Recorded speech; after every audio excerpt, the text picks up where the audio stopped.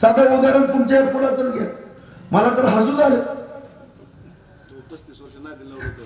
खायला लेकरं आमची बारसं तुम्ही घालणार वाटे पट्ट्यानं. काय धंदा.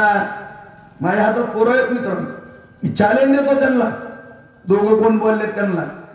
जर हा पूल मी मंजूर केलेला नसल आणि जर निधी टाकलेला मी नसल, मला मी पण नाही पण तुमच्या आशीर्वादाने हे काम मी जर केलेलं नसेल तुमच्या सूचनेनुसार, तर मी आज राजकीय संन्यास जाहीर केला म्हणून सांगितलं. आज राजकीय संन्यास.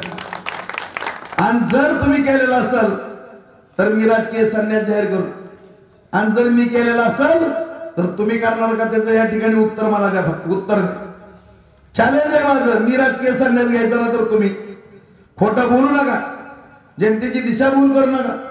आज 35 वर्ष झालं इकडली शेतकरी बांधव तडप तडपचे सातत्यानं. दादा तुम्ही जयंतराव मनोजराव सगळ्याच गावातल्या सगळ्या मंडळीने मला सांगितलं भाऊ पूल. मी आलो, पाटील ताई आपल्या डेप्युटी इंजिनियर होते आठवत आहे, त्या आल्या, सर्वे केला, पत्र दिली, पत्र आहे सगळे पूल.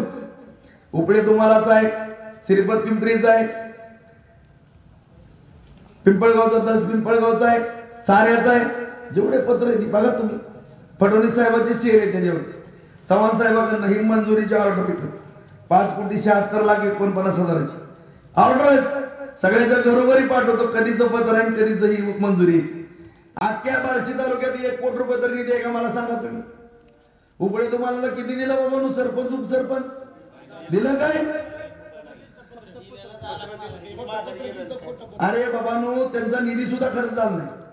आज बाप्पा तुम्ही इथं उपसरपंच आहेत, सरपंच आहेत, गावातले सगळे समाज बांधव आहेत, एवढे पैसे दिले तुम्हाला मी गावामध्ये. एकाने म्हणायचं राजीव ओरतन तुमच्याकडनं 10 पैसे घेतले, 2 मिनिटात राजकारणाची सुट्टी, राजीनामाच. परंतु तुम्हाला 15% कुणी देत नाही म्हणून तुम्ही निधी माघारी पाठवता. अरे इतकी दुर्दैव अवस्था तुमची. तुम्ही आमदार खासदार निधीला पैसे मागता, ही कुठली पद्धत आहे.